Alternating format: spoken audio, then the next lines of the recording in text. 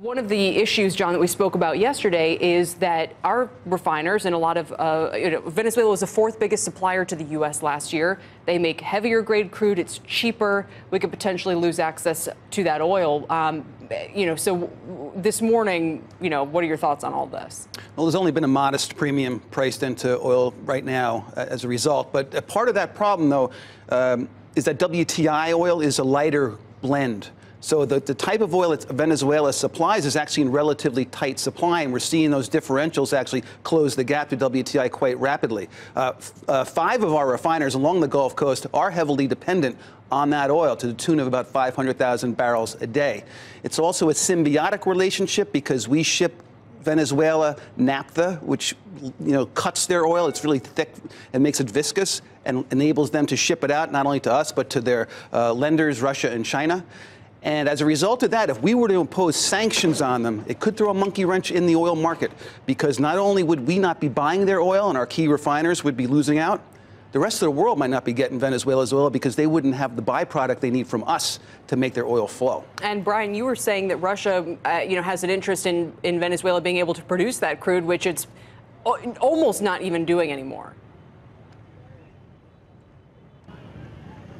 When he started talking about Maduro. Kind of funny how that happens. Either way, here's the thing, and John's right. I mean, the type of oil is a big deal. By the way, focus on the diesel market.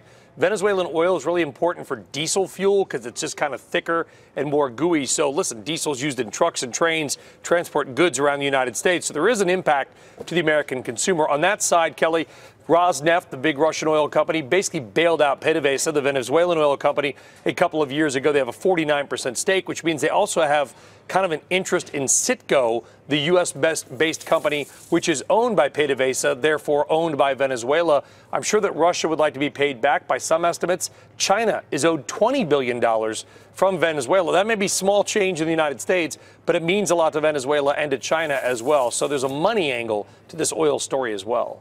And John, you still are bearish overall on oil prices, is that right? With all this going on, people had thought, okay, well, if there's talk of sanctions, if there's rumor of it, we're going to see a spike, but you're not saying, you think that's really going to happen. I mean, unfortunately, Maduro has run this once crown jewel of an oil company completely into the ground. You almost don't even count the Venezuelan oil to a degree, except that when you get into the weeds of this stuff, and as Brian just talked about, the transportation sector is vulnerable on this front.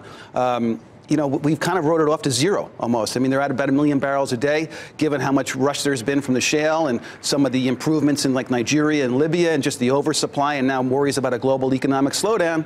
We kind of, what happens if there was a crisis and nobody cared in Venezuela? That's what we're seeing. Well, that's exactly what we're seeing. It's unfortunate, Brian, and so that's why we're looking. The U.S. has finally at least come out and said, we recognize Guaido, but I don't know where, again, unless the military turns on Maduro or someone else, Russia or Cuba or someone else can come up with a settlement or a deal to push him out, we're stuck with the status quo, aren't we? It is. Listen, I'm not the king of Venezuelan politics, but there's a difference between the military and the military leaders. I mean, the generals, who are all basically Maduro appointees and in his pocket, they can say they stand by him. Of course they do. They're his buddies. They get rich and get fed well, unlike the majority of the population. Whether or not the rank-and-file military will go with their leaders, that's a different issue. I mean, that's called a coup. By the way, that's basically how Hugo Chavez got put into power effectively to begin with. Remember, he was a former member of the military, so we'll see if that's the occasion. You're dealing with a country that has effectively 2 competing governments, guys, which means in some ways there is no government at all. Money is worthless.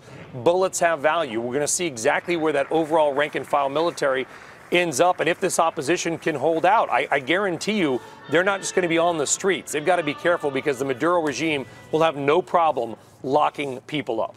And John, before we go, I mean, is there going to be more of a transition in the U.S. towards processing the light, sweet stuff that we're now fracking more of, as opposed to this imported heavy crude? And if that transition is going to take a while, would there be any supplies from anywhere else in the world that could make up for a potential loss of the Venezuelan? Well, interesting, there is an incentive for them to move toward our lighter, sweeter oil because there's a big change coming to the marine industry. They're being forced in 2020 to go to a cleaner burning fuel that's going to require a lot less sulfur to be in that fuel. I don't want to caused people's eyes to glaze over here early this morning. But John, you're not. Let me tell you, the IMO 2020 rules you're talking about are, I do this RBI on WEX on Worldwide Exchange. I'm going to call this BBI, boring but important, because I'm pitching something bigger on that, so don't steal our thunder. But what you're talking about is a huge deal for oil. Huge deal. Right.